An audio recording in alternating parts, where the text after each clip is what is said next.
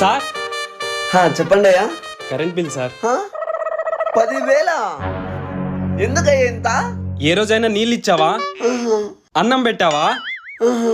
మీ ఇంట్లో నన్ను ఉండనిచ్చావా? మా ఇంట్లో నువ్వెందుకుంటావయ్యా? నువ్వెందుకుంటావు? మరి మీ ఇంట్లో వాళ్ళని అడగవయ్యా, నన్ను అడిగితే నాకేం తెలుస్తుంది? వాళ్ళే దొరికారయ్యా.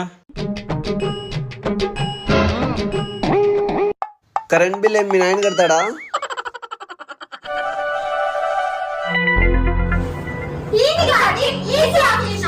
కరెంట్ బిల్ ఏం మీ నాయన కడతాడా?